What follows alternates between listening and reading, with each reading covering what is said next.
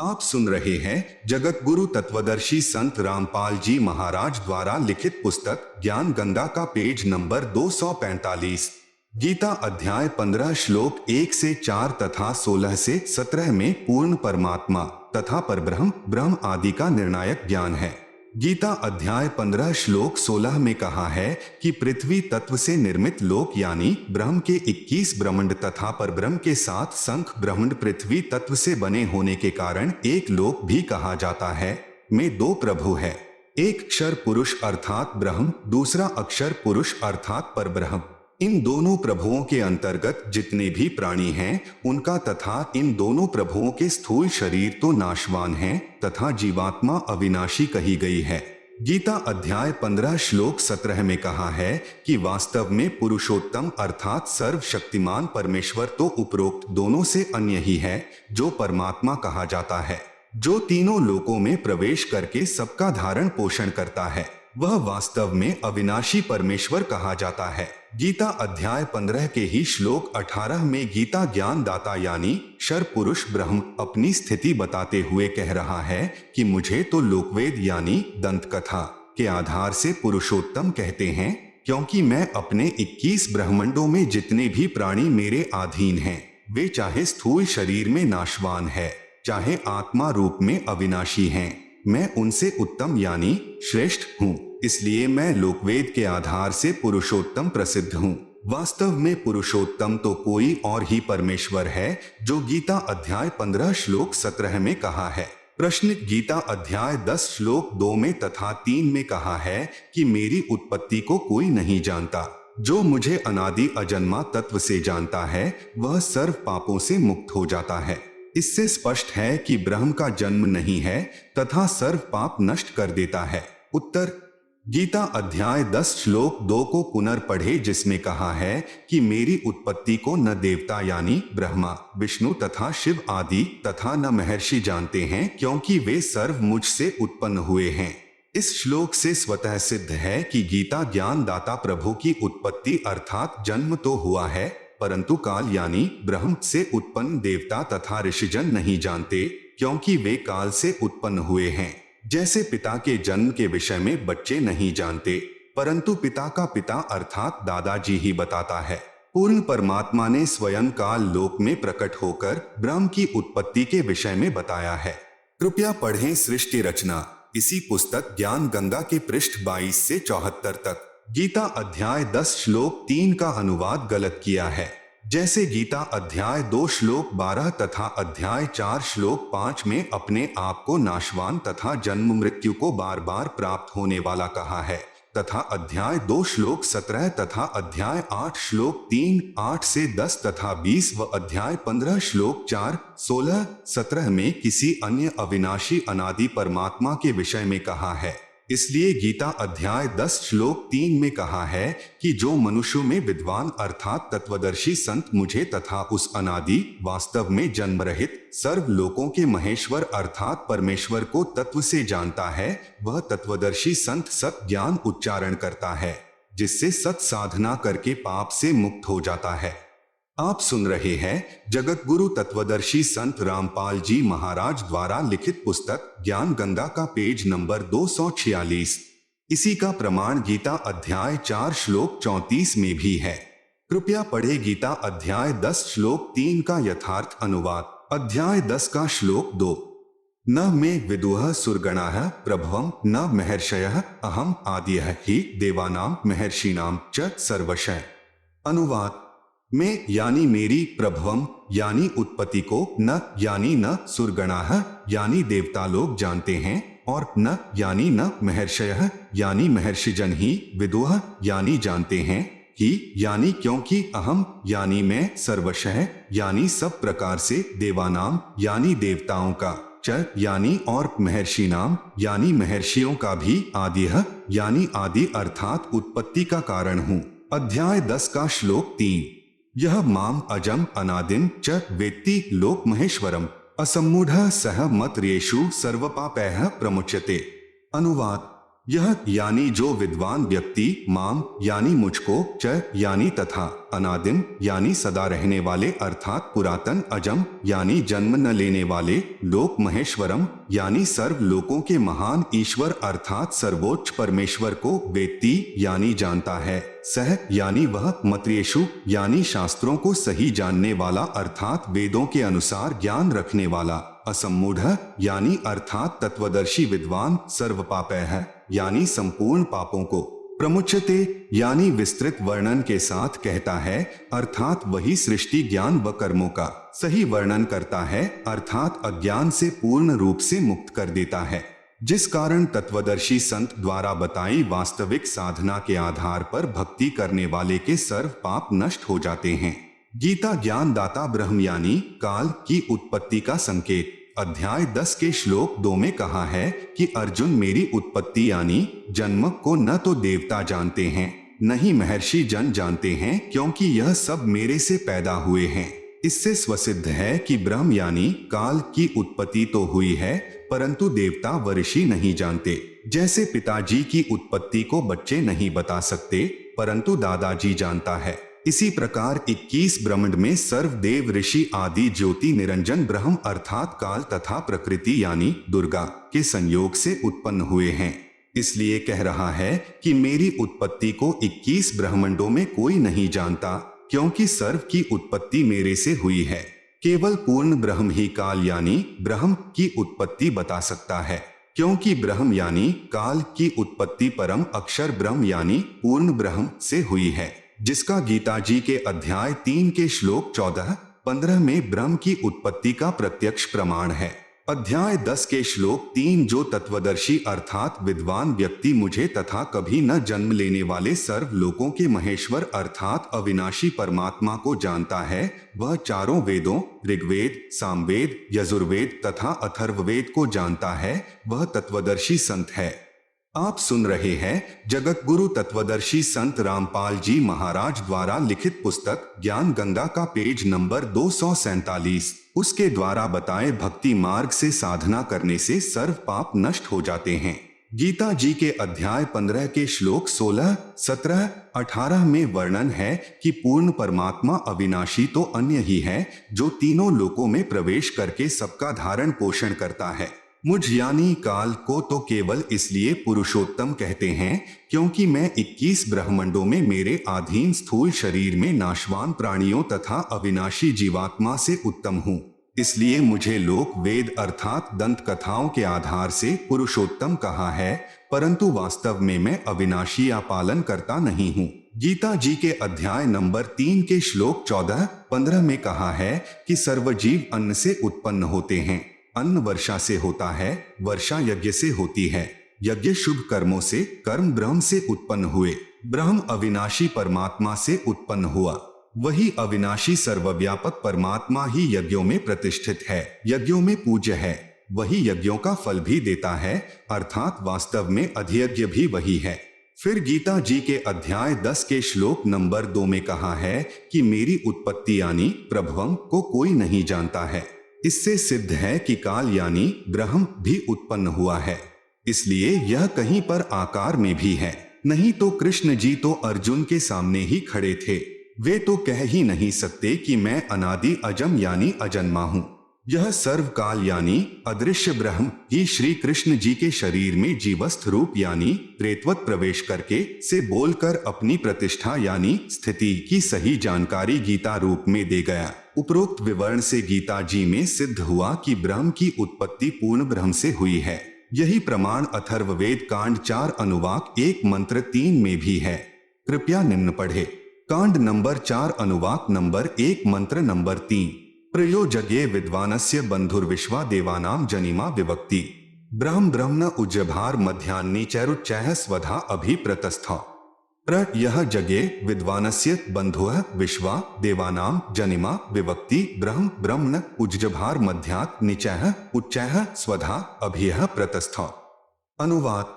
प्र यानी सर्वप्रथम, देवानाम यानी देवताओं व ब्रह्मंडों की, जगे यानी उत्पत्ति के ज्ञान को, विद्वानस्य यानी जिज्ञासु भक्त का, यह यानी जो, बंधुः यानी वास्तविक साथी अर्थात पूर्ण परमात्मा ही अपने निज सेवक को जनिमा यानी सर्व की उत्पत्ति करता अपने द्वारा सृजन किए हुए को विभक्ति यानी स्वयं ही ठीक ठीक विस्तार पूर्वक बताता है कि ब्रह्मण यानी पूर्ण परमात्मा ने मध्यात् यानी अपने मध्य से अर्थात शब्द शक्ति से ब्रह्म यानी ब्रह्मक्षर पुरुष अर्थात काल को उज्जभार यानी उत्पन्न करके विश्वा यानी सारे संसार को अर्थात सर्व लोकों को उच्चैः यानी ऊपर सतलोक आदि नीचैः यानी नीचे पर ब्रह्म व ब्रह्म के सर्व ब्रह्मंड स्वधा यानी अपनी धारण करने वाली अभियः यानी आकर्षण शक्ति से प्रतस्थौ यानी दोनों को अच्छी प्रकार स्थित किया।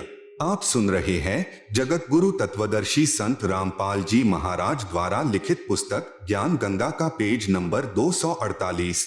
भावार्थ पूर्ण परमात्मा अपने द्वारा रची सृष्टि का ज्ञान तथा सर्व आत्माओं की उत्पत्ति का ज्ञान अपने निजी दास को स्वयं ही सही बताता है कि पूर्ण परमात्मा ने अपने मध्य अर्थात अपने शरीर से अपनी शब्द शक्ति के द्वारा ब्रह्म यानी शर पुरुष काल की उत्पत्ति की तथा सर्व ब्रह्मंडों को ऊपर सतलोक अलखलोक अगमलोक अनामी लोक आदि तथा नीचे पर ब्रह्म के साथ संख ब्रह्मंड तथा ब्रह्म के 21 ब्रह्मंडों को अपनी धारण करने वाली आकर्षण शक्ति से ठहराया हुआ है। जैसे पूर्ण परमात्मा कबीर परमेश्वर यानी कबीरदेव ने अपने निजी सेवक अर्थात सखा श्री धर्मदास जी आदरणीय गरीबदास जी आदि को अपने द्वारा रची सृष्टि का ज्ञान स्वयं ही बताया। उपरोक्त वेद मंत्र भी यही समर्थन कर रहा है। कांड नंबर 4 अनुवाक नंबर 1 मंत्र 7 यो थर्वाणं पितरं देव बंधुम बृहस्पतिं नमसाव च गच्छात् त्वं विश्वेशां जनिता यथा स कविर्देवो न दभायत स्वधावान्। यह थर्वाणं पितरं देव बंधुम बृहस्पतिं नमसा अव च गच्छात् त्वं विश्वेशां जनिता यथा स कविर्देवः न दभायत स्वधावान्।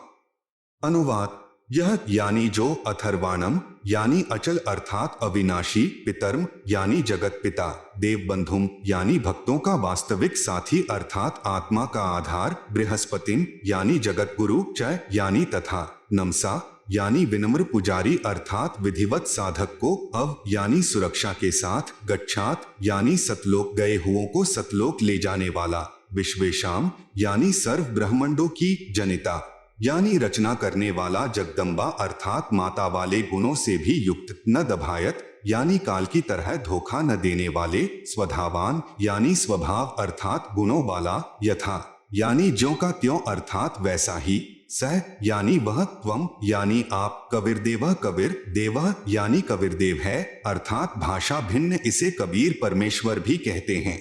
भावार्थ इस मंत्र में यह भी स्पष्ट कर दिया कि उस परमेश्वर का नाम कबीरदेव अर्थात कबीर परमेश्वर है जिसने सर्व रचना की है। जो परमेश्वर अचल अर्थात वास्तव में अविनाशी गीता अध्याय 15 श्लोक 16-17 में भी प्रमाण है। जगत गुरु आत्माधार जो पूर्ण मुक्त होकर सतलोक गए हैं उनको सतलोक ले जाने वाला सर्व ब्रह्मंडों का रचनहार काल यानी ब्रह्म की तरह धोखा न देने वाला ज्यों का त्यों वह स्वयं कबीरदेव अर्थात कबीर प्रभु है। यही परमेश्वर सर्व ब्रह्मंडों व प्राणियों को अपनी शब्द शक्ति से उत्पन्न करने के कारण जनिता यानी माता भी कहलाता है तथा पितरम यानी पिता तथा बंधु यानी भाई भी वास्तव में यही है तथा देव यानी परमेश्वर भी यही है। इसलिए इसी कबीरदेव यानी कबीर परमेश्वर की स्तुति किया करते हैं। त्वमेव माता च पिता त्वमेव बंधु च सखा त्वमेव सर्वम मम देव। इसी परमेश्वर की महिमा का पवित्र ऋग्वेद मंडल नंबर 1 सूक्त नंबर 24 में विस्तृत विवरण है। प्रश्न वेदों में कबीर अर्थात कबीर नाम का विवरण कैसे आया? वेद तो सृष्टि के प्रारंभ में प्राप्त हुए थे। कबीरदेव यानी कबीर परमेश्वर तो सन 1398 में उत्पन्न हुए हैं। आप सुन रहे हैं जगत गुरु तत्वदर्शी संत रामपाल जी महाराज द्वारा लिखित पुस्तक ज्ञान गंगा का पेज नंबर 249। उत्तर पूर्ण परमात्मा का वास्तविक नाम कबीरदेव है तथा उपमात्मक नाम सत्पुरुष परम अक्षर ब्रह्म पूर्ण ब्रह्म आदि हैं। जैसे देश के प्रधानमंत्री जी का शरीर का नाम कुछ और होता है तथा प्रधानमंत्री प्राइम मिनिस्टर आदि पद के नाम हैं। यही पूर्ण परमात्मा कबीरदेव नामांतरण करके चारों युगों में आए हैं। तथा सृष्टि व वेदों की रचना से पूर्व भी अनामी यानी अनामय लोक में मानव सदृश शरीर में कबीरदेव नाम से विद्यमान थे। वहीं कबीरदेव फिर सतलोक की रचना करके सतलोक में विराजमान हो गए। तत्पश्चात परब्रह्म तथा ब्रह्म के सर्व लोकों व वेदों की रचना की, इसलिए वेदों में कबीरदेव का विवरण है। कबीर साहेब द्वारा विभीषण तथा मंदोदरी को शरण में लेना। परमेश्वर मुनिंद्र अनल अर्थात नल तथा अनिल अर्थात नील को शरण में लेने के उपरांत श्रीलंका में गए। वहां पर एक परम भक्त चंद्रविजय जी का 16 सदस्यों का पुण्य परिवार रहता था। वह भाट जाति में उत्पन्न पुण्यकर्मी प्राणी थे। परमेश्वर मुनिंद्र यानी कबीरदेव जी का उपदेश सुनकर पूरे परिवार ने नाम दान प्राप्त किया। परम भक्त चंद्रविजय जी की पत्नी भक्तमती कर्मवती लंका के राजा रावण की रानी मंदोदरी के पास नौकरी यानी सेवा करती थी। रानी मंदोदरी को हंसी मजाक अच्छे मंदे चुटकुले सुनाकर उसका मनोरंजन कराया करती थी। भक्त चंद्रविजय राजा रावण के पास दरबार में नौकरी यानी सेवा करता था। राजा की बड़ाई के गाने सुनाकर प्रसन्न करता था। भक्त चंद्रविजय की पत्नी भक्तमती कर्मवती परमेश्वर से उपदेश प्राप्त करने के उपरांत रानी मंदोदरी को प्रभु चर्चा जो सृष्टि रचना अपने सतगुरुदेव मुनिंद्र जी से सुनी थी प्रतिदिन सुनाने लगी। भक्तमती मंदोदरी रानी को अति आनंद आने लगा। कई कई घंटों तक प्रभु की सतकथा को भक्तमती कर्मवती सुनाती रहती तथा मंदोदरी की आंखों से आंसू बहते रहते। एक दिन रानी मंदोदरी ने कर्मवती से पूछा, आपने यह ज्ञान किससे सुना? आप तो बहुत अनाप शनाप बातें किया करती थी। इतना बदलाव परमात्मा तुल्य संत बिना नहीं हो सकता। तब कर्मवती ने बताया कि हमने एक परम संत से अभी अभी उपदेश लिया है। रानी मंदोदरी ने संत के दर्शन की अभिलाषा व्यक्त करते हुए कहा, आपके गुरु अब की बार आए तो उन्हें हमारे घर बुला कर लाना। अपनी मालकिन का आदेश प्राप्त करके शीश झुकाकर सत्कार पूर्वक कहा कि जो आपकी आज्ञा आपकी नौकरानी वही करेगी। मेरी एक विनती है, कहते हैं कि संत को आदेश पूर्वक नहीं बुलाना चाहिए, स्वयं जाकर दर्शन करना श्रेयकर होता है और जैसे आपकी आज्ञा वैसा ही होगा। महारानी मंदोदरी ने कहा कि अब के आपके गुरुदेव जी आए तो मुझे बताना, मैं स्वयं दर्शन करूंगी। परमेश्वर ने फिर श्रीलंका में कृपा की। मंदोदरी रानी ने उपदेश प्राप्त किया। कुछ समय उपरांत अपने प्रिय देवर श्री भक्त विभीषण जी को उपदेश दिलाया। आप सुन रहे हैं जगत गुरु तत्वदर्शी संत रामपाल जी महाराज द्वारा लिखित पुस्तक ज्ञान गंगा का पेज नंबर 250। भक्तमती मंदोदरी उपदेश प्राप्त करके अहर्निश प्रभु स्मरण में लीन रहने लगी।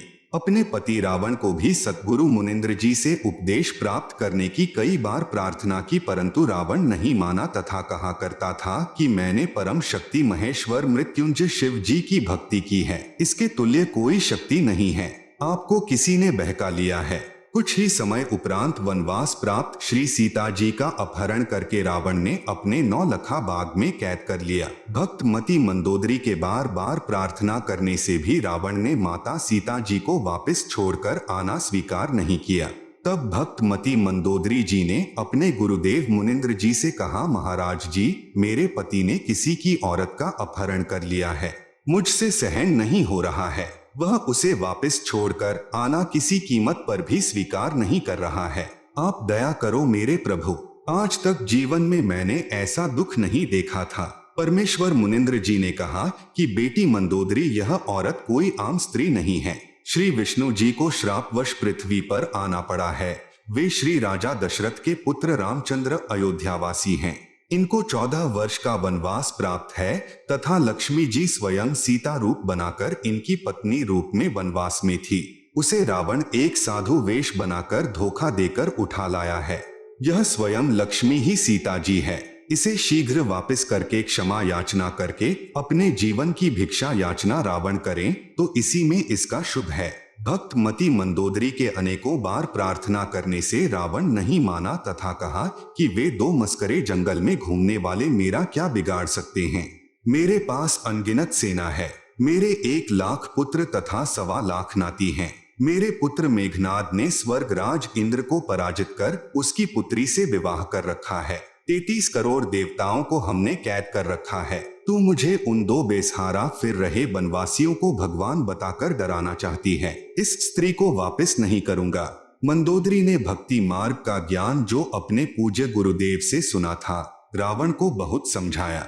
विभीषण ने भी अपने बड़े भाई को समझाया। रावण ने अपने भाई विभीषण को पीटा तथा कहा कि तू ज्यादा श्री रामचंद्र का पक्षपात कर रहा है, उसी के पास चला जा। एक दिन भक्त मती मंदोदरी ने अपने पूज्य गुरुदेव से प्रार्थना की कि हे गुरुदेव, मेरा सुहाग उजड़ रहा है, एक बार आप भी मेरे पति को समझा दो। यदि वह आपकी बात को नहीं मानेगा तो मुझे विधवा होने का दुख नहीं होगा। अपनी बेटी मंदोदरी की प्रार्थना स्वीकार करके राजा रावण के दरबार के समक्ष खड़े होकर द्वारपालों से राजा रावण से मिलने की प्रार्थना की। द्वारपालों ने कहा, ऋषि जी, इस समय हमारे राजा जी अपना दरबार लगाए हुए हैं। इस समय अंदर का संदेश बाहर आ सकता है, बाहर का संदेश अंदर नहीं जा सकता। हम विवश हैं। तब पूर्ण प्रभु अंतर्ध्यान हुए तथा राजा रावण के दरबार में प्रकट हो गए। आप सुन रहे हैं जगत गुरु तत्वदर्शी संत रामपाल जी महाराज द्वारा लिखित पुस्तक ज्ञान गंगा का पेज नंबर 251। रावण की दृष्टि ऋषि पर गई तो गरज कर पूछा कि इस ऋषि को मेरी आज्ञा बिना किसने अंदर आने दिया है, उसे लाकर मेरे सामने कत्ल कर दो। तब परमेश्वर ने कहा, राजन, आपके द्वारपालों ने स्पष्ट मना किया था, उन्हें पता नहीं कि मैं कैसे अंदर आ गया। रावण ने पूछा कि तू अंदर कैसे आया? तब पूर्ण प्रभु मुनिंद्र वेश में अदृश्य होकर पुनर्प्रकट हो गए तथा कहा कि मैं ऐसे आ गया। रावण ने पूछा कि आने का कारण बताओ। तब प्रभु ने कहा कि आप योद्धा होकर एक अबला का अपहरण कर लाए हो। यह आपकी शान व शूरवीरता के विपरीत है। यह कोई आम औरत नहीं है, यह स्वयं लक्ष्मी जी अवतार है। श्री रामचंद्र जी जो इसके पति हैं, वे स्वयं विष्णु हैं। इसे वापस करके अपने जीवन की भिक्षा मांगो, इसी में आपका श्रेय है। इतना सुनकर तमोगुण यानी भगवान शिव का उपासक रावण क्रोधित होकर नंगी तलवार लेकर सिंहासन से दहाड़ता हुआ कूदा तथा उस नादान प्राणी ने तलवार के अंधाधुंध 70 वार ऋषि जी को मारने के लिए किए। परमेश्वर मुनिंद्र जी ने एक झाड़ू की सींग हाथ में पकड़ी हुई थी, उसको ढाल की तरह आगे कर दिया। रावण के 70 वार उस नाजुक सींग पर लगे। ऐसे आवाज हुई जैसे लोहे के खंबे यानी पीलर पर तलवार लग रही हो। सींग टस से मस नहीं हुई। रावण को पसीने आ गए, फिर भी अपने अहंकारवश नहीं माना। यह तो जान लिया कि यह कोई आम ऋषि नहीं है। कहा कि मैंने आपकी एक भी बात नहीं सुननी, आप जा सकते हैं। परमेश्वर अंतर्ध्यान हो गए तथा मंदोदरी को सर्व वृतांत सुनाकर प्रस्थान किया। रानी मंदोदरी ने कहा, गुरुदेव, अब मुझे विधवा होने में कोई कष्ट नहीं होगा। श्री रामचंद्र व रावण का युद्ध हुआ, रावण का वध हुआ। जिस लंका के राज्य को रावण ने तमोगुण भगवान शिव की कठिन साधना करके 10 बार शीश न्यौछावर करके प्राप्त किया था, वह क्षणिक सुख भी रावण का चला गया तथा नरक का भागी हुआ। इसके विपरीत पूर्ण परमात्मा के सतनाम साधक विभीषण को बिना कठिन साधना किए पूर्ण प्रभु की कृपा से लंका देश का राज्य भी प्राप्त हुआ। हजारों वर्षों तक विभीषण ने लंका का राज्य का सुख भोगा तथा प्रभु कृपा से राज्य में पूर्ण शांति रही। सभी राक्षस वृत्ति के व्यक्ति विनाश को प्राप्त हो चुके थे।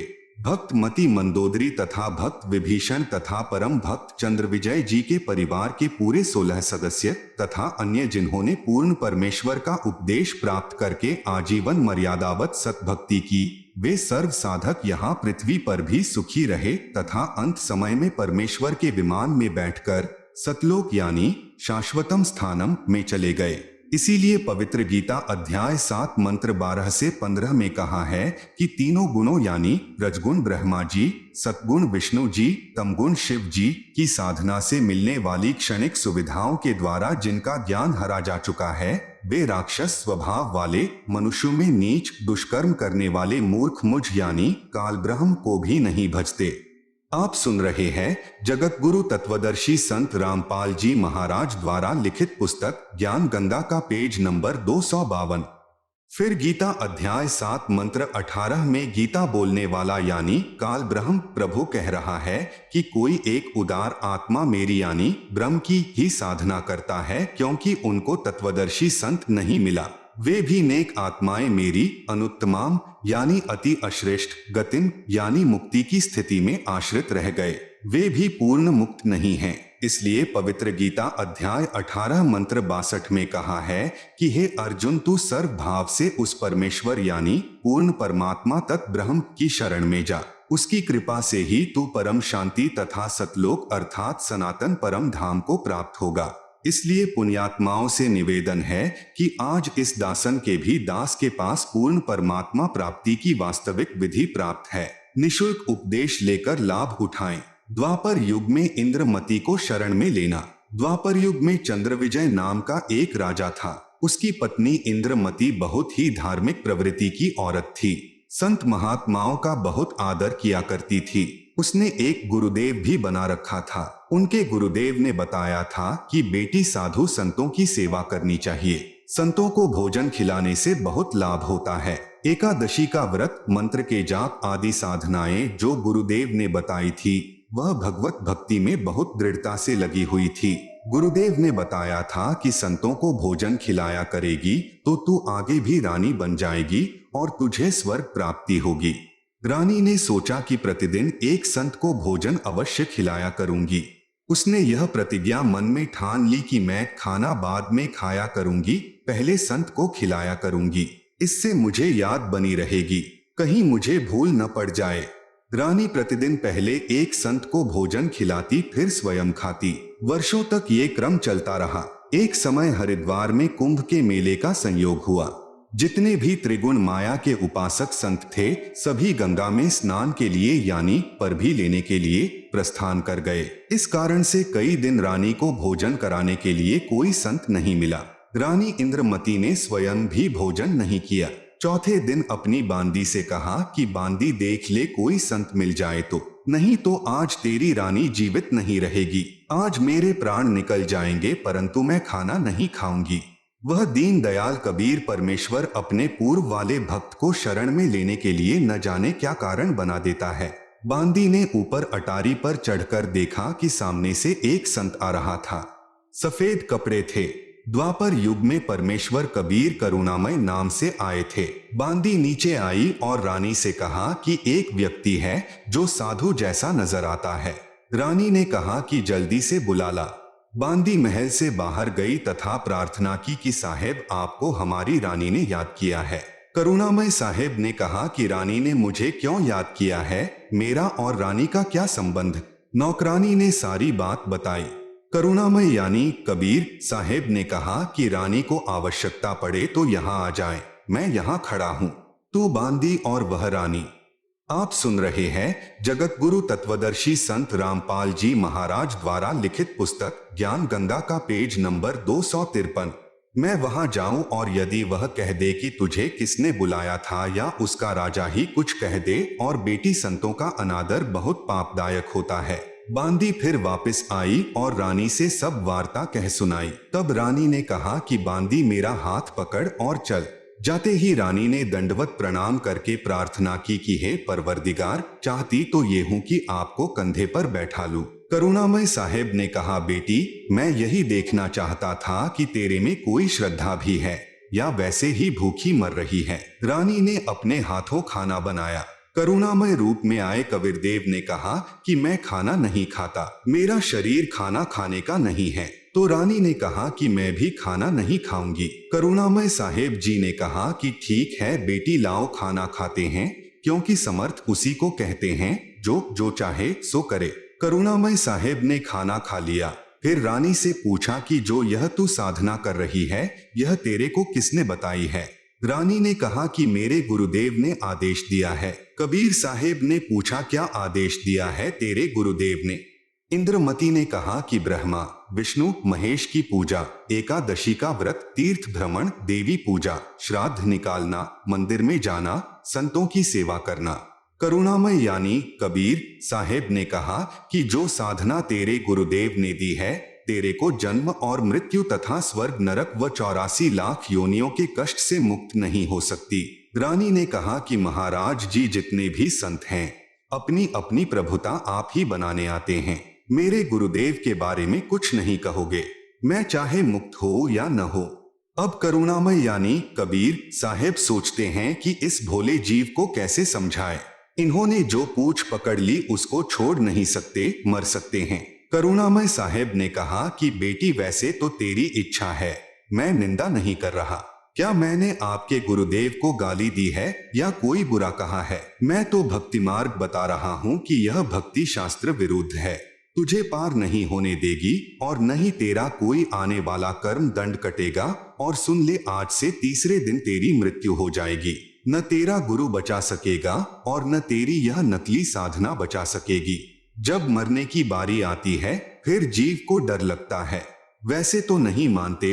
रानी ने सोचा कि संत झूठ नहीं बोलते, कहीं ऐसा न हो कि मैं परसों ही मर जाऊं। इस डर से करुणामय साहेब से पूछा कि साहेब क्या मेरी जान बच सकती है? कबीर साहेब यानी करुणामय ने कहा कि बच सकती है, अगर तू मेरे से उपदेश लेगी, मेरी शिष्या बनेगी, पिछली पूजाएं त्यागेगी, तब तेरी जान बचेगी। इंद्रमती ने कहा, मैंने सुना है कि गुरुदेव नहीं बदलना चाहिए, पाप लगता है। कबीर साहेब यानी करुणामय ने कहा कि नहीं पुत्री, यह भी तेरा भ्रम है। एक वैद्य यानी डॉक्टर से दवाई न लगे तो क्या दूसरे से नहीं लेते?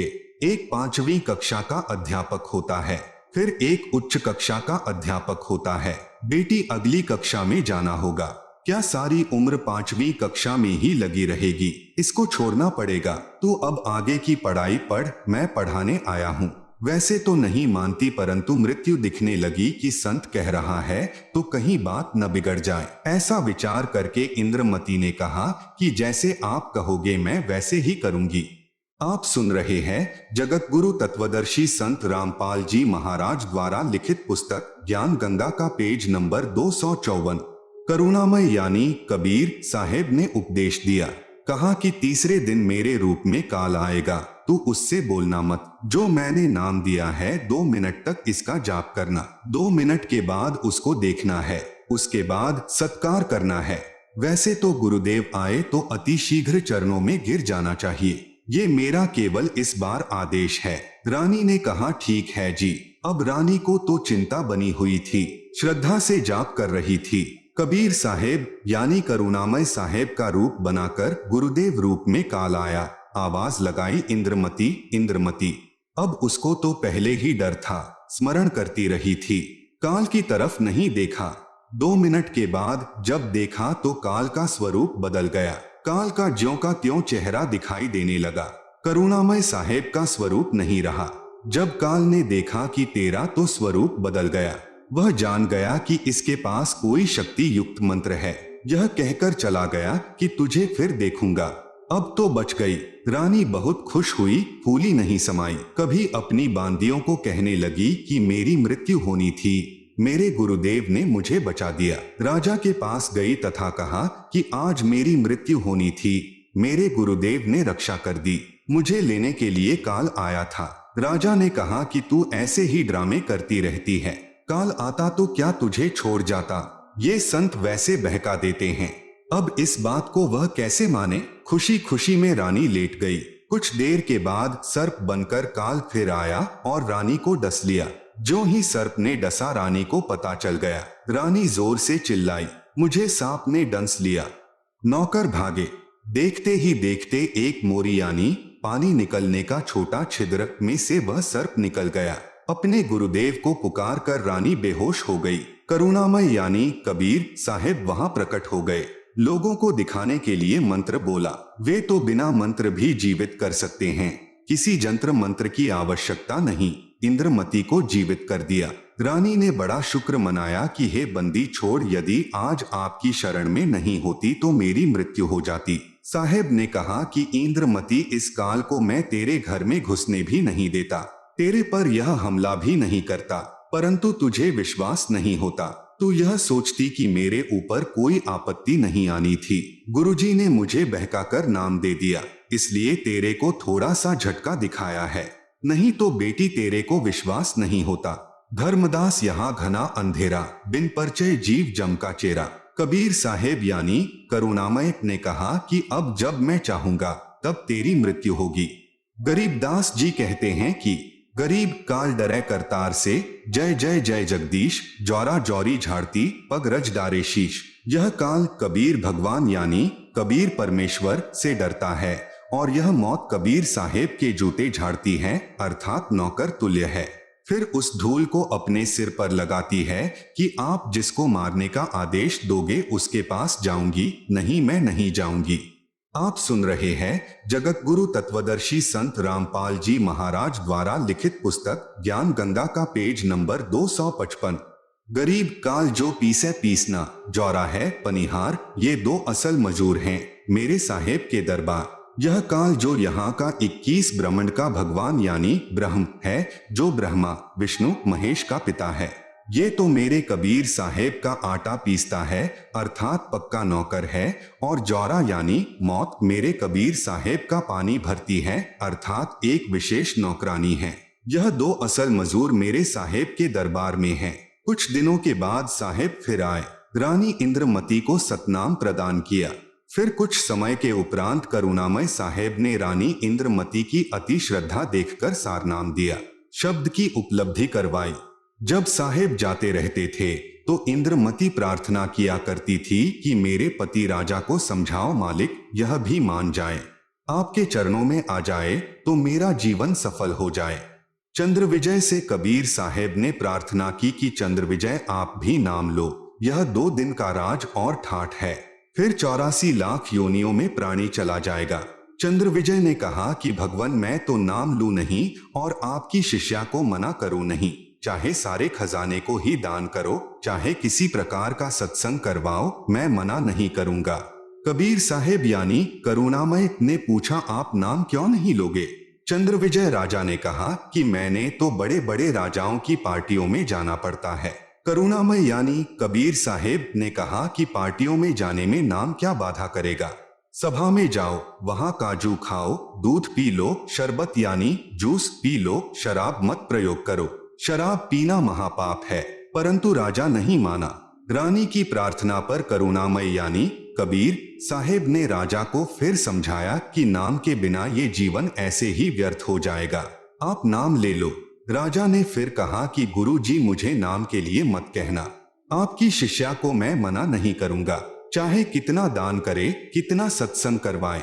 साहेब ने कहा कि बेटी इस 2 दिन के सुख को देखकर इसकी बुद्धि भ्रष्ट हो चुकी है, तू प्रभु के चरणों में लगी रह, अपना आत्म कल्याण करवा। यहाँ कोई किसी का पति नहीं, कोई किसी की पत्नी नहीं, 2 दिन का संबंध है, अपना कर्म बना बेटी। जब इंद्रमती 80 वर्ष की बुढ़िया हो जाती है, कहाँ 40 साल की उम्र में मर जाना था। जब शरीर भी हिलने लगा तब करुणामय साहेब बोले अब बोल इंद्रमती क्या चाहती है, चलना चाहती है सतलोक? इंद्रमती ने कहा कि साहेब तैयार हूँ, बिल्कुल तैयार हूँ दाता। करुणामय साहेब ने कहा कि तेरी पोते या पोती में कोई ममता तो नहीं है? रानी ने कहा बिल्कुल नहीं साहेब, आपने ज्ञान ही ऐसा निर्मल दे दिया, इस गंदे लोक की क्या इच्छा करूं? कबीर साहेब यानी करुणामय जी ने कहा कि चल बेटी। रानी प्राण त्याग गई। साहेब कबीर यानी करुणामय रानी इंद्रमती की आत्मा को ऊपर ले गए। इसी ब्रह्मांड में एक मानसरोवर है। आप सुन रहे हैं जगत गुरु तत्वदर्शी संत रामपाल जी महाराज द्वारा लिखित पुस्तक ज्ञान गंगा का पेज नंबर 256। उस मानसरोवर पर जाकर इस आत्मा को स्नान कराना होता है। इस प्राणी को वहां साहेब कुछ समय तक रखते हैं। अब पूछते हैं कि अब फिर बता दे कि तेरी कुछ इच्छा हो तो दोबारा जन्म लेना पड़ेगा।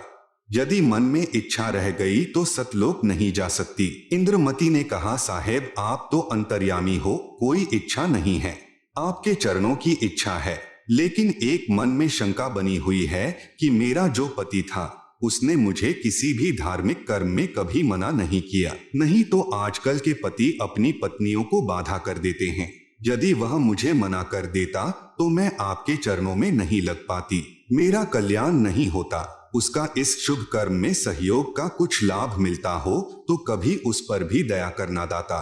अब साहेब ने देखा कि यह नादान इसके पीछे फिर लटक गई। साहेब बोले ठीक है बेटी, अभी तू 2-4 वर्ष यहाँ रह। अब 2 वर्ष के बाद राजा भी मरने लगा, क्योंकि नाम ले नहीं रखा था। यम के दूत आए, राजा चौक में चक्कर खाकर गिर गया। यम के दूतों ने उसकी गर्दन को दबाया, राजा की टट्टी और पेशाब निकल गया। करुणामय यानी कबीर साहेब ने रानी को कहा कि देख तेरे राजा की क्या हालत हो रही है। वहां से साहेब दिखा रहे हैं। तब रानी ने कहा कि देख लो दाता, यदि उसका भक्ति में सहयोग का कोई फल बनता हो तो दया कर लो। रानी को फिर भी थोड़ी सी ममता बनी थी। साहेब कबीर यानी करुणामय ने सोचा कि यह फिर काल जाल में फंसेगी। यह सोचकर मानसरोवर से वहां गए जहां राजा चंद्रविजय अपने महल में अचेत पड़ा था। यमदूत उसके प्राण निकाल रहे थे। कबीर साहेब के आते ही यमदूत ऐसे आकाश में उड़ गए जैसे मुर्दे से गिद्ध उड़ जाते हैं। चंद्रविजय होश में आ गया। सामने करुणामय साहेब खड़े थे। केवल चंद्रविजय को दिखाई दे रहे थे, किसी अन्य को दिखाई नहीं दे रहे थे। चंद्रविजय चरणों में गिरकर याचना करने लगा, मुझे क्षमा कर दो दाता, मेरी जान बचाओ। क्योंकि अब उसने देखा कि तेरी जान जाने वाली है। जब इस जीव की आंख खुलती है कि यह तो बात बिगड़ गई। मुझे क्षमा कर दो दाता, मेरी जान बचा लो मालिक। कबीर साहेब ने कहा, राजा आज भी वही बात है, उस दिन भी वही बात थी, नाम लेना होगा। राजा ने कहा, मैं नाम ले लूंगा जी, अभी ले लूंगा नाम। कबीर साहेब ने नाम उपदेश दिया तथा कहा कि अब मैं तुझे 2 वर्ष की आयु दूंगा। यदि इसमें एक श्वास भी खाली चला गया तो फिर कर्मदंड रह जाएगा। कबीर, जीवन तो थोड़ा भला, जैसत सुमरण हो, लाख वर्ष का जीवना, लेखे धरे ना को। शुभ कर्म में सहयोग दिया हुआ पिछला कर्म और साथ में श्रद्धा से 2 वर्ष के स्मरण से तथा तीनों नाम प्रदान करके कबीर साहेब चंद्रविजय को भी पार कर ले गए। बोलो सतगुरु देव की जय। जय बंदी छोड़। परमेश्वर कबीर साहेब जी सच्चे श्रद्धालु की आयु बढ़ा देता है तथा उसके परिवार की भी रक्षा करता है। उपरोक्त विवरण से सिद्ध हुआ। यह प्रमाण बहुत पहले के हैं। वर्तमान में साधारण व्यक्ति विश्वास नहीं करता। वर्तमान में पूज्य कबीर परमेश्वर की शक्ति से मुझ दास के द्वारा हुए कष्ट निवारण तथा आयु वृद्धि के ढेर सारे प्रमाण पढ़े पुस्तक परमेश्वर का सार संदेश आप सुन रहे हैं। जगत गुरु तत्वदर्शी संत रामपाल जी महाराज द्वारा लिखित पुस्तक ज्ञान गंगा का पेज नंबर 257।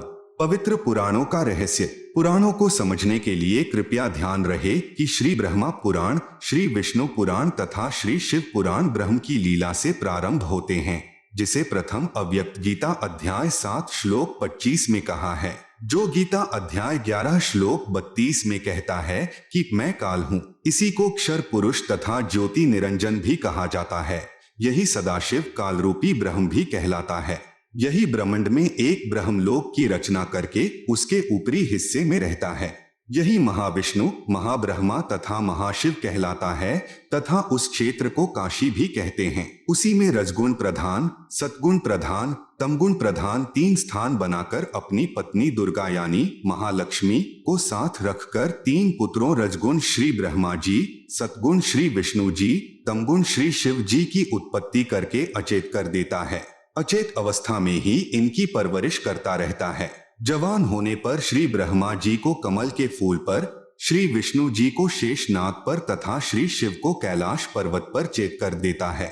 इन तीनों प्रभुओं को स्वयं ज्ञान नहीं कि हमारा उत्पत्ति करता कौन है।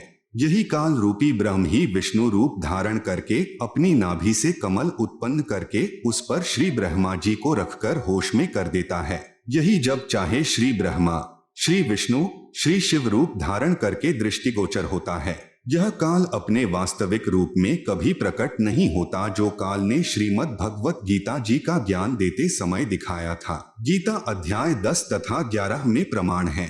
श्रीमद् भगवत गीता अध्याय 11 श्लोक 47-48 में कहा है कि हे अर्जुन, यह मेरा वास्तविक काल रूप तेरे अतिरिक्त न तो पहले किसी ने देखा है तथा न ही आगे कोई देख सकता है। यह तो मैंने तेरे ऊपर अनुग्रह करके दिखाया है। यह मुझ ब्रह्म का 1000 भुजाओं व नेत्रों आदि वाला काल रूप वेदों में वर्णित विधि से जैसे यज्ञ, ओम नाम के जाप आदि से कभी नहीं देखा जा सकता। भावार्थ है कि वेदों में वर्णित विधि से प्रभु प्राप्ति नहीं है। इसीलिए ऋषियों महर्षियों ने वेदों में ओम नाम को प्रभु प्राप्ति का जानकर प्रभु प्राप्ति के लिए यज्ञ तथा ओम नाम के जाप की घोर साधनाएं की, परंतु ब्रह्म के दर्शन नहीं हुए। किसी ने कमलों का प्रकाश देख लिया, किसी ने शरीर में ज्योति देखी तथा धुनें सुनी, जो काल यानी ब्रह्म का छल है। किसी ने सहस्र कमल की 1000 ज्योतियों से निकल रहा प्रकाश देखकर प्रभु की प्राप्ति मान ली। जैसे किसी स्थान पर एक ही रंग के 1000 बल्ब एक दूसरे के साथ सटाकर गोलाकार में जगा रखे हों। दूर से देखने वाले को एक प्रकाश समूह ही दिखाई देता है। अति निकट जाने पर पता लगता है कि यह तो बल्बों यानी लटुओं का प्रकाश है। इसी प्रकार कुछ साधक हठ योग करके शरीर में अंतर्मुख होकर कुछ आतिशबाजी को देखकर प्रभु की प्राप्ति मान लेते हैं। आप सुन रहे हैं जगत गुरु तत्वदर्शी संत रामपाल जी महाराज द्वारा लिखित पुस्तक ज्ञान गंगा का पेज नंबर 258। उसी काल जाल को आनंद मानकर अपना अनमोल जीवन नष्ट कर जाते हैं। वेदों में स्पष्ट लिखा है कि परमेश्वर सशरीर है। यजुर्वेद अध्याय 1 मंत्र 15 तथा अध्याय 5 मंत्र 1 में प्रमाण है। अग्ने तनूरसि विष्णवे त्वा सोमस्य तनूरसि, जिसका शब्दार्थ है कि परमेश्वर सशरीर है। उस सर्व पालन करता अमर पुरुष यानी सत्पुरुष का शरीर है, अर्थात परमेश्वर आकार में है। इसीलिए ऋषियों ने प्रभु दर्शन के लिए घोर साधनाएं की, परंतु वेदों में वर्णित विधि से प्रभु प्राप्ति नहीं हो सकती। इसलिए आज तक सर्व साधकों ऋषियों आदि ने अपने अनुभव की पुस्तकों की रचना कर दी जो वेद ज्ञान विरुद्ध है। अब सर्व भक्त समाज पवित्र वेदों के स्थान पर अन्य महर्षियों या संतों के अनुभव से बनी पुस्तकों के ज्ञान पर आधारित हो चुका है। पवित्र वेदों तथा श्रीमद् भगवत गीता जी का ज्ञान दाता ब्रह्म कह रहा है कि तीनों गुण यानी रजगुण ब्रह्मा जी, सतगुण विष्णु जी, तमगुण शिव जी इष्ट रूप में पूजा के योग्य नहीं हैं, क्योंकि यह भी नाशवान है तथा कर्म का फल ज्यों का त्यों ही देते हैं। पाप क्षमा यानी नाश नहीं कर सकते। इनके पुजारी भक्तों को प्रारब्ध में लिखे कष्ट को भोगना ही पड़ता है। इन तीनों प्रभुओं की साधना से क्षणिक सांसारिक सुख तो प्राप्त हो जाते हैं, परंतु पूर्ण मोक्ष नहीं होता तथा इन तीनों प्रभुओं यानी श्री ब्रह्मा जी, श्री विष्णु जी, श्री शिव जी से मिलने वाले क्षणिक लाभ पर जिनकी आस्था बनी है, वे राक्षस स्वभाव को धारण किए हुए मनुष्यों में नीच दुष्कर्म करने वाले मूर्ख मुझ यानी काल ब्रह्म को भी नहीं भजते। प्रमाण श्रीमद् भगवत गीता अध्याय 7 श्लोक 12 से 15 तक। क्योंकि ब्रह्म साधक अधिक समय तक ब्रह्मलोक में बने महास्वर्ग में अपनी नाम व पुण्यों की कमाई के आधार पर रहता है, इसलिए काल कह रहा है कि तीनों प्रभुओं से कुछ ज्यादा राहत मैं दे सकता हूँ, परंतु यह ब्रह्मलोक तथा काल यानी ब्रह्म भी नाशवान है। गीता अध्याय 8 श्लोक 16 में कहा है कि ब्रह्मलोक तक सर्वलोक नाशवान है, तथा गीता अध्याय 2 श्लोक 12 तथा अध्याय 4 श्लोक 5 में स्वयं गीता ज्ञान दाता ब्रह्म कह रहा है कि मेरी भी जन्म मृत्यु होती है, अर्थात नाशवान हूँ। इसलिए पवित्र गीता अध्याय 7 श्लोक 18 में कहा है कि जो चौथे प्रकार के मेरे यानी ब्रह्म के साधक जो ज्ञानी हैं, वे वेदों के ज्ञान के आधार पर जान लेते हैं कि केवल एक पूर्ण परमात्मा ही इष्ट रूप में पूज्य है, वही पापनाशक पूर्ण मोक्षदायक है तथा मानव शरीर प्रभु प्राप्ति के लिए ही मिला है। उन्होंने वेदों का स्वयं ही निष्कर्ष निकाल लिया कि ओम यही एक मंत्र है जो प्रभु प्राप्ति का है। इसी ओम मंत्र के जाप से हजारों वर्ष साधना करके अपने शरीर को भी न्यौछावर कर दिया, परंतु प्रभु दर्शन नहीं हुए। अन्य उपलब्धियां हो गई, कुछ सिद्धियां प्राप्त हो गई तथा स्वर्ग महास्वर्ग आदि में उच्च पद प्राप्त हो गए। फिर भजन कमाई तथा पुण्यों की कमाई समाप्त होने पर पुनर्जन्म मृत्यु तथा 84 लाख प्राणियों के शरीरों में घोर कष्ट तथा नरक में पाप कर्म का फल भोग भी बना रहा। आप सुन रहे हैं जगत गुरु तत्वदर्शी संत रामपाल जी महाराज द्वारा लिखित पुस्तक ज्ञान गंगा का पेज नंबर 259। पवित्र यजुर्वेद अध्याय 40 मंत्र 10 तथा पवित्र गीता अध्याय 4 मंत्र 34 में उपरोक्त दोनों शास्त्रों का ज्ञान दाता ब्रह्म कह रहा है कि उस पूर्ण परमात्मा के विषय में मैं यानी काल रूपी ब्रह्म नहीं जानता। उस परमेश्वर के विषय में पूर्ण जानकारी अर्थात तत्व ज्ञान तथा उस परमेश्वर की प्राप्ति की विधि अर्थात पूर्ण मोक्ष मार्ग की जानकारी के लिए तत्वदर्शी संतों की खोज कर फिर वे जैसे साधना बताएं वैसे कर उसके पश्चात उस परमपद परमेश्वर की खोज करनी चाहिए, जिसमें गए हुए साधक फिर लौटकर संसार में नहीं आते, अर्थात पूर्ण मोक्ष प्राप्त करके सदा के लिए जन्म मृत्यु तथा 84 लाख योनियों के कष्ट तथा नरक की पीड़ा के कष्ट से मुक्त हो जाते हैं तथा पूर्ण शांति प्राप्त करके शाश्वतम स्थानम यानी अविनाशी लोक अर्थात सतलोक को प्राप्त हो जाते हैं। प्रमाण गीता अध्याय 15 श्लोक 1 से 4 तथा गीता अध्याय 18 श्लोक 62 तथा ऋग्वेद मंडल 1 सूक्त 24 मंत्र 1 से 2। तत्वदर्शी संत के न मिलने के कारण सर्व ऋषिजन वेदों अनुसार साधना करके भी महाकष्ट में ही रह जाते हैं।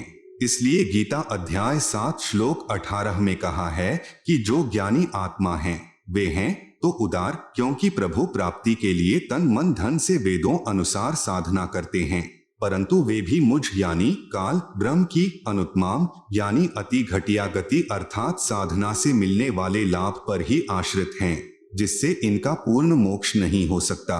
जन्म मृत्यु तथा नाना प्राणियों के शरीर में तथा नरक में कर्माधार से कष्ट कभी समाप्त नहीं हो सकता। ज्योति निरंजन यानी काल रूपी ब्रह्म ने कसम खाई है कि मैं कभी भी किसी को किसी भी साधना से अपने वास्तविक काल रूप में दर्शन नहीं दूंगा। इसलिए यही काल रूपी ब्रह्म ही अपने पुत्रों यानी ब्रह्मा विष्णु शिव के रूप में दिखाई देकर नाना चरित्र करता है, जिस कारण से अन्य जन सोचते हैं कि यह लीला भगवान विष्णु ने की, कभी कहते हैं कि यह लीला श्री ब्रह्मा ने की, कभी कहते हैं कि यह लीला श्री शिव ने की। जैसे आम व्यक्ति कहता है कि श्री ब्रह्मा जी की उत्पत्ति श्री विष्णु जी की नाभि से कमल पर हुई, उस समय श्री विष्णु जी के रूप में काल ने अपनी नाभि से कमल प्रकट किया था। ब्रह्मा पुराण सृष्टि का वर्णन नामक अध्याय में श्री लोम हर्षण ऋषि, जिसे सूत जी भी कहा जाता है, ने अपने गुरुदेव श्री व्यास ऋषि से सुना ज्ञान कहा है। श्री व्यास जी ने श्री नारद जी से सुना तथा श्री नारद जी ने अपने पिता श्री ब्रह्मा जी से जानकारी प्राप्त की थी। श्री ब्रह्मा जी को स्वयं ज्ञान नहीं मैं कहां से उत्पन्न हुआ। श्री देवी महापुराण 3 स्कंद। इसका भावार्थ यह नहीं है कि पुराणों का ज्ञान गलत है। जो ज्ञान श्री ब्रह्मा जी ने होश में आने के पश्चात कहा है वह उसी स्तर तक तो सही है, परंतु चेत होने से पूर्व का ज्ञान दंत कथा यानी लोकवेद है, जो पूर्ण परमेश्वर ने प्रथम सतयुग में सत सुकृत नाम से प्रकट होकर तत्वदर्शी संत रूप से तत्व ज्ञान तथा वास्तविक सृष्टि रचना का ज्ञान श्री ब्रह्मा जी तथा श्री मनु जी आदि को दिया था। इन्होंने सुनकर भी अनसुना कर दिया था। तत्पश्चात जब श्री ब्रह्मा जी से इसी के वंशज पूछने लगे तो उस सुने सुनाए ज्ञान के आधार से कुछ मिलावट करके पूर्व का ज्ञान कहा है, जिस कारण कोई पुराण निर्णायक ज्ञान युक्त नहीं है। आप सुन रहे हैं जगत गुरु तत्वदर्शी संत रामपाल जी महाराज द्वारा लिखित पुस्तक ज्ञान गंगा का पेज नंबर 260। किसी पुराण के आधार से सिद्ध होता है कि श्री विष्णु जी की उत्पत्ति श्री ब्रह्मा जी से हुई। किसी पुराण से सिद्ध होता है कि श्री ब्रह्मा जी की उत्पत्ति श्री विष्णु जी से हुई आदि आदि। इसी कारण सभी ऋषिजन तथा श्री ब्रह्मा विष्णु तथा शिव जी भी संशय में ही हैं। श्री ब्रह्मा जी तथा श्री विष्णु जी का युद्ध।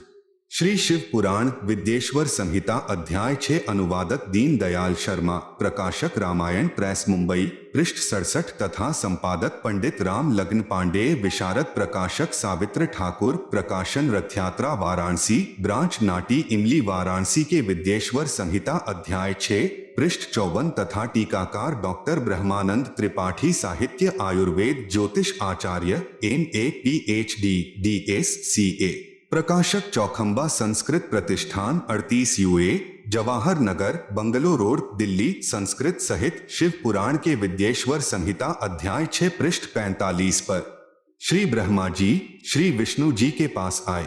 उस समय श्री विष्णु जी लक्ष्मी सहित शेष शैया पर सोए हुए थे, साथ में अनुचर भी बैठे थे। श्री ब्रह्मा जी ने श्री विष्णु जी से कहा, बेटा उठ, देख तेरा बाप आया हूँ, मैं तेरा प्रभु हूँ। इस पर विष्णु जी ने कहा, आओ बैठो, मैं तुम्हारा पिता हूँ, तेरा मुख टेढ़ा क्यों हो गया। ब्रह्मा जी ने कहा, हे पुत्र, अब तुझे अभिमान हो गया है, मैं तेरा संरक्षक ही नहीं हूँ परंतु समस्त जगत का पिता हूँ। श्री विष्णु जी ने कहा, रे चोर, तू अपना बड़पन क्या दिखाता है, सर्व जगत तो मुझ में निवास करता है, तू मेरी नाभि कमल से उत्पन्न हुआ और मुझसे ही ऐसी बातें कर रहा है। इतना कहकर दोनों प्रभु आपस में हथियारों से लड़ने लगे, एक दूसरे के वक्षस्थल पर आघात किए। यह देखकर सदाशिव यानी काल रूपी ब्रह्म ने एक तेजोमय लिंग उन दोनों के मध्य खड़ा कर दिया, तब उनका युद्ध समाप्त हुआ। यह उपरोक्त विवरण गीता प्रेस गोरखपुर वाली शिव पुराण से निकाल रखा है। परंतु मूल संस्कृत सहित जो ऊपर लिखी है तथा अन्य 2 संपादकों तथा प्रकाशकों वाली शिव पुराण में सही है। विचार करें, श्री शिव पुराण, श्री विष्णु पुराण तथा श्री ब्रह्मा पुराण तथा श्री देवी महापुराण में तीनों प्रभुओं तथा सदाशिव यानी काल रूपी ब्रह्म तथा देवी यानी शिवा प्रकृति की जीवन लीलाएं हैं। इन्हीं के आधार से सर्व ऋषिजन व गुरुजन ज्ञान सुनाया करते थे। यदि कोई पवित्र पुराणों से भिन्न ज्ञान कहता है, वह पाठ्यक्रम के विरुद्ध ज्ञान होने से व्यर्थ है। उपरोक्त युद्ध का विवरण पवित्र शिव पुराण से है, जिसमें दोनों प्रभु 5 वर्ष के बच्चों की तरह झगड़ रहे हैं। वे कहा करते हैं कि तू मेरा बेटा, दूसरा कहा करता है तू मेरा बेटा, मैं तेरा बा। फिर एक दूसरे का गिरेबान पकड़कर मुक्कों व लातों से झगड़ा करते हैं। यही चरित्र त्रिलोक नाथों का है। आप सुन रहे हैं जगत गुरु तत्वदर्शी संत रामपाल जी महाराज द्वारा लिखित पुस्तक ज्ञान गंगा का पेज नंबर 261।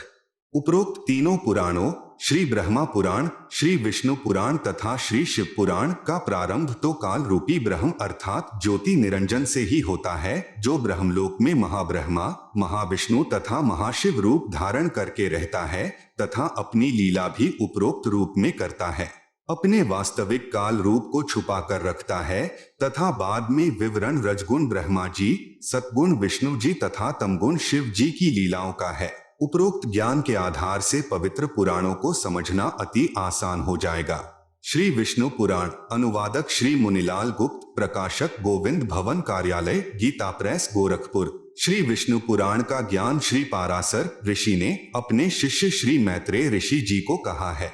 श्री पाराशर ऋषि जी ने शादी होते ही गृह त्याग कर वन में साधना करने का दृढ़ संकल्प किया। उसकी धर्मपत्नी ने कहा, अभी तो शादी हुई है, अभी आप घर त्याग कर जा रहे हो, संतान उत्पत्ति करके फिर साधना के लिए जाना। तब श्री पाराशर ऋषि ने कहा कि साधना करने के पश्चात संतान उत्पन्न करने से नेक संस्कार की संतान उत्पन्न होगी। मैं कुछ समय उपरांत आपके लिए अपनी शक्ति यानी वीर्य किसी पक्षी के द्वारा भेज दूंगा, आप उसे ग्रहण कर लेना। यह कहकर घर त्याग कर वानप्रस्थ हो गया। 1 वर्ष साधना के उपरांत अपना वीर्य निकालकर एक वृक्ष के पत्र में बंद करके अपनी मंत्र शक्ति से शुक्राणु रक्षा करके एक कौवे से कहा कि यह पत्र मेरी पत्नी को देकर आओ। कौवा उसे लेकर दरिया के ऊपर से उड़ा जा रहा था। उसकी चोंच से वह पत्र दरिया में गिर गया। उसे एक मछली ने खा लिया। कुछ महीनों उपरांत उस मछली को एक मल्हा ने पकड़कर काटा। उसमें से एक लड़की निकली। मल्हा ने लड़की का नाम सत्यवती रखा। वही लड़की मछली के उदर से उत्पन्न होने के कारण मछोदरी नाम से भी जानी जाती थी। नाविक ने सत्यवती को अपनी पुत्री रूप में पाला। कौवे ने वापस जाकर श्री पाराशर जी को सर्व वृतांत बताया। जब साधना समाप्त करके श्री पाराशर जी 16 वर्ष उपरांत वापस आ रहे थे, दरिया पार करने के लिए मलाह को पुकार कर कहा कि मुझे शीघ्र दरिया से पार कर, मेरी पत्नी मेरी प्रतीक्षा कर रही है। उस समय मलाह खाना खा रहा था तथा श्री पाराशर ऋषि के बीज से मछली से उत्पन्न 14 वर्षीय युवा कन्या अपने पिता का खाना लेकर वहीं पर उपस्थित थी। मलाह को ज्ञान था कि साधना तपस्या करके आने वाला ऋषि सिद्धि युक्त होता है, आज्ञा का शीघ्र पालन न करने के कारण श्राप दे देता है। मलाह ने कहा, ऋषिवर मैं खाना खा रहा हूँ, अधूरा खाना छोड़ना अन्नदेव का अपमान होता है, मुझे पाप लगेगा। परंतु श्री पाराशर जी ने एक नहीं सुनी। ऋषि को अति उतावला जानकर मल्लाह ने अपनी युवा पुत्री से ऋषि जी को पार छोड़ने को कहा। पिताजी का आदेश प्राप्त कर पुत्री नौका में ऋषि पाराशर जी को लेकर चल पड़ी।